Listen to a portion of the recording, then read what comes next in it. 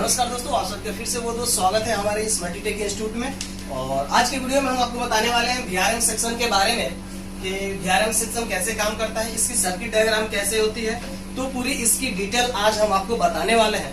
तो इसमें सबसे पहले तो हम आज का जो सेक्शन है वीआरएम सेक्शन, और इससे पहले अगर आपको laptop, desktop, printer, CCTV, mobile, battery, e rickshaw, controller या फिर एसी, फ्रिज से related PCB chip level repairing course करना है तो आप हमारे स्क्रीन पे दिए हुए नंबर पे कांटेक्ट कर सकते हैं या फिर www.multitecinstitute.com पे विजिट कर सकते हैं। तो चलिए दोस्तों, हम आते हैं सबसे पहले अपने यहाँ पे सर्किट पे। तो ये जो हमने सर्किट बनाया है ये आपको एक 4 पिन ATX कनेक्टर है। जैसे कि आप मदरबोर्ड में आप देखते होंगे कि बहुत सारे मदरबोर्ड होते हैं जो सीपीयू को जो सप्लाई प्रोवाइड कराते हैं, यानी सीपीयू प्रोसेसर को। तो ये है 4 पिन ATX कनेक्टर जो हमने यहाँ पे बनाया होगा।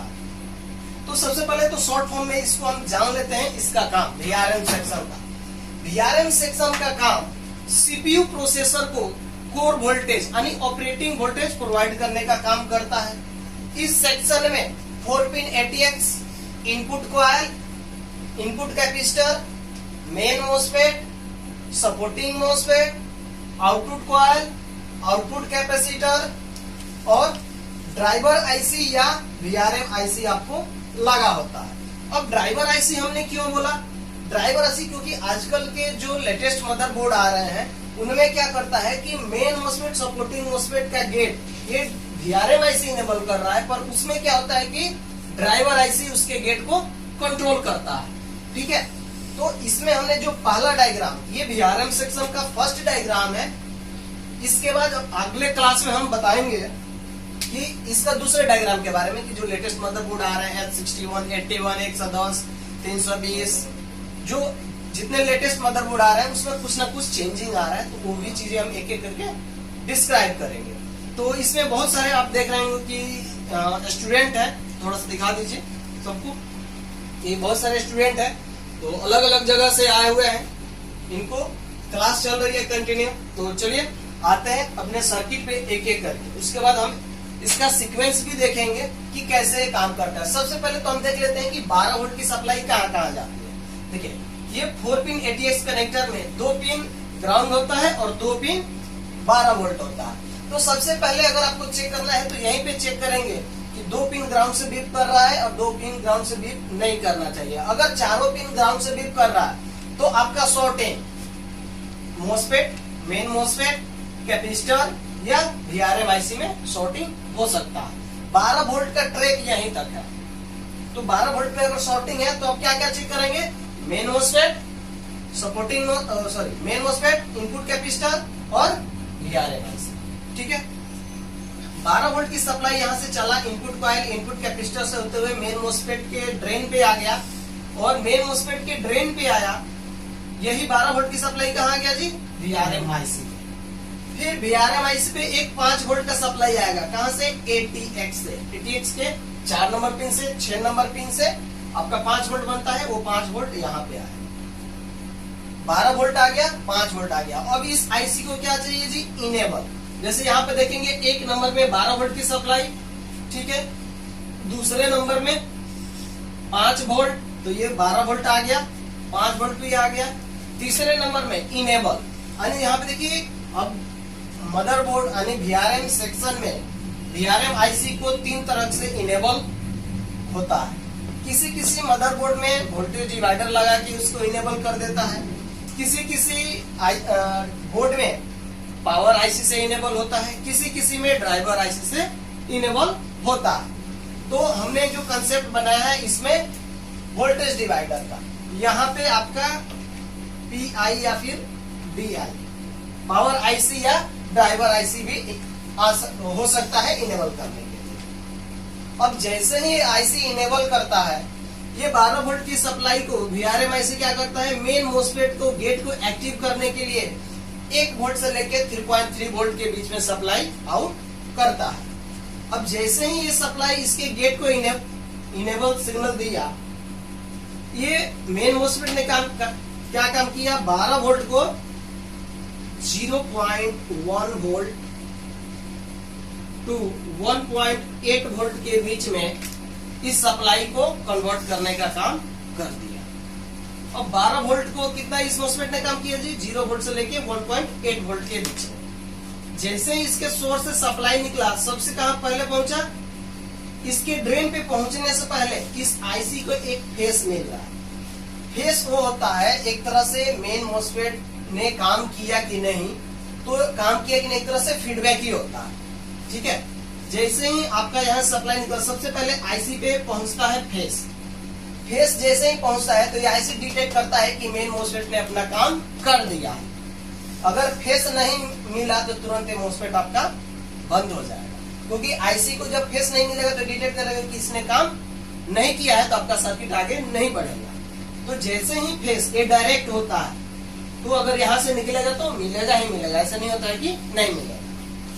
सबसे पहले फेस मिला, जैसे ही फेस मिलता है और उस कंडीशन में सप्लाई यहाँ पहुंचती है, तुरंत फेस मिलते ही मेन ये जो आपका VRM IC होता है, सपोर्टिंग के गेट को एक्टिव कर देता है। अब यहाँ पे देखिए कि मेन मॉस्फेट के गेट को एक्टिव करने के लिए 1 से लेकर 3.3 वोल्ट के बीच में सप्लाई है। सपोर्टिंग मॉस्फेट के गेट को इनेबल करने के लिए 9 से 11 वोल्ट के बीच में सप्लाई आपको मिलेगा। कभी भी मेन मॉस्फेट के गेट को किसी भी सेक्शन में जाएंगे, आप रैम में भी जाएंगे, तो मेन मॉस्फेट के गेट को एक्टिव होने के लिए लो वोल्टेज चाहिए और सपोर्टिंग मॉस्फेट के गेट को एक्टिव होने के लिए हाई वोल्टेज चाहिए।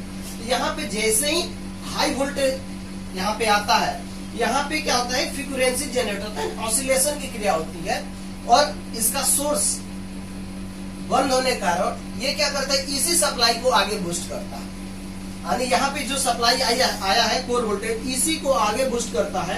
ये है आउटपुट कॉइल। ये आउटपुट कॉइल हो गया और ये आउटपुट कैपेसिटर हो गया। अब ये सप्लाई आगे बूस्ट करता है, आउटपुट कॉइल आउटपुट कैपेसिटर से होते हुए ये सप्लाई कहां पहुंच जाता है, डायरेक्ट सीपीयू सॉकेट में। सीपीयू सॉकेट में पहुंचता है, यही सप्लाई एक रजिस्टर लगा के VRM IC पे पहुंचता है। अब यहाँ पे अगर फीडबैक वाले पिन पे अगर आप सप्लाई चेक करते हैं तो एज ए रजिस्टर लगा है, तो कम से कम मिनिमम 0.6 वोल्ट तो होना चाहिए और मैक्सिमम जितना वोल्टेज बनेगा उतना। जैसे कि मानते हैं कि 1.8 1.5 बन रहा है तो 1.5, ठीक है। तो ये तो इसके बीच में बनेगा ना, जब आप सर्किट पे जाएंगे ऑन बोर्ड चेक करेंगे तो पता चलेगा कि इस बोर्ड में 1.1 बन रहा है कि 1.2 बन रहा है कि 1.4 बन रहा है कि 1.5 बन रहा है कि 1.7 बन रहा है। ये तो सर्किट पे हम जाएंगे तब पता चलेगा। देखिए एक्चुअल है क्या कि पुराने वाले बोर्ड में ज्यादातर 1.6, 1.7, 1.8 बनते थे, बाकी जैसे जैसे मदरबोर्ड यानी लेटेस्ट आ रहे हैं उसमें वोल्टेज आपका लो होते जा रहा है। तो जो सबसे अभी लेटेस्ट मदरबोर्ड आया होगा उसमें आपको 0.6, 0.8, 0.6 नहीं 0.8, 0.9 अप्रोक्स 1 वोल्ट के आसपास। नहीं तो मोस्टली अभी जो H61, 81 आपका हो गया, 110 हो गया, इन सब मदरबोर्ड में हम ज्यादातर 1.2 से लेकर 1.4 के बीच में हमने देखा है, ठीक है। तो इसी के बीच में आपका कोर वोल्टेज बनेगा। तो ये फेस 1 हो गया, ये फेस आपका 2 हो गया। अब यहाँ पे आपको देखना है एक फेस सेम टू सेम दूसरा फेस भी काम करेगा। आप देख रहे होंगे कि ये वाला कॉइल सप्लाई और ये वाला सप्लाई सेम होता है। आउटपुट जितना भी पेयर होंगे, और इसमें आपको देखना होता है कि जितने आउटपुट कॉइल होंगे उतने पेयर बने होंगे। जैसे कि ये एक पेयर बन गया, ये एक पेयर है मेन सपोर्टिंग, एक पेयर ये है, एक पेयर और भी हो सकता है। तो आपको मदरबोर्ड जैसे मिलेगा हाथ में तो उसमें आप देख सकते हैं कि कितना, जैसे कि ये हमारा मदरबोर्ड है, ये 4 पिन ATS कनेक्टर हो गया, input coil, input capacitor, coil नहीं है सॉरी, इनपुट कैपेसिटर है कॉइल। अब इसमें देखना है कि आउटपुट कॉइल कितना है, तो 1 2 3 4 आउटपुट कॉइल है। इसका मतलब कि इस बोर्ड में इस तरह से 4 पेयर लगे हैं, main supporting, main supporting, main supporting, main supporting. तो यहीं से आप पता कर सकते हैं कि इस बोर्ड में कितने पेयर लगे, तो उतनी आपकी ट्रेसिंग आपको देखना है कि मेन सपोर्टिंग आपको मिलेगा। जैसे कि ये आपका कौन सा मदरबोर्ड है, ये है 61। कोई और मदरबोर्ड उठा लेते हैं, जैसे कि ये हो गया। तो इसमें देखेंगे 1 2 3 और 4, इसमें भी 4 है, इसका मतलब कि इसमें भी 4 पेयर लगे मेन सपोर्टिंग का। तो ध्यान से देखिए, एक्चुअली है क्या कि अगर एक फेस का, अगर अच्छे से एक फेस का अगर आपने ट्रेसिंग कर लिया, एक पेयर का अच्छे से ट्रेसिंग कर लिया, तो दूसरा भी वैसा ही होगा, तीसरा भी वैसा ही होगा, चौथा भी वैसा ही होगा, सेम टू सेम होगा। तो एक पेयर आपको अच्छे से समझ लेना है, दूसरा तीसरा सब काम करता है।